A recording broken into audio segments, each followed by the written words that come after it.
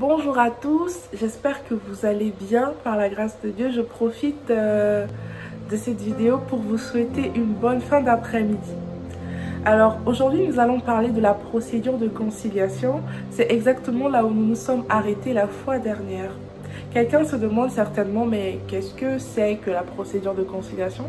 Nous allons revenir sur l'article 552 du Code de commerce qui dispose que la procédure de conciliation est ouverte pour toute entreprise qui, n'étant pas en cessation de paiement, connaît des difficultés économiques ou financières auxquelles les moyens, les capacités de l'entreprise ne peuvent pas faire face. Donc on a ici deux conditions pour faire appel à une procédure de conciliation.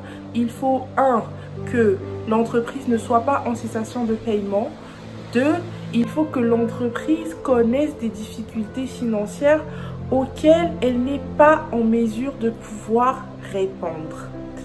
Alors, déjà, lorsqu'on entend procédure de conciliation, automatiquement dans notre cerveau, on se dit, si il y a une procédure de conciliation, c'est qu'il y a une personne qui a la mission d'exécuter cette procédure.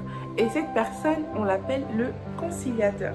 Alors, quel est donc le rôle du conciliateur dans la procédure de conciliation? Son rôle, c'est de parvenir à un accord entre les créanciers et l'entreprise débitrice.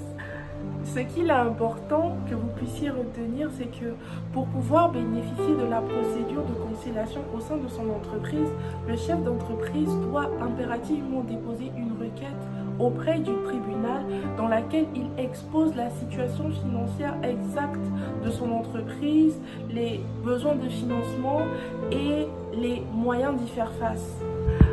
Enfin, une fois la requête du chef d'entreprise déposée, le président du tribunal convoque de nouveau le chef d'entreprise afin d'ouvrir la procédure de conciliation. C'est le président du tribunal qui délimite la mission du conciliateur et qui détermine son moyen de paiement.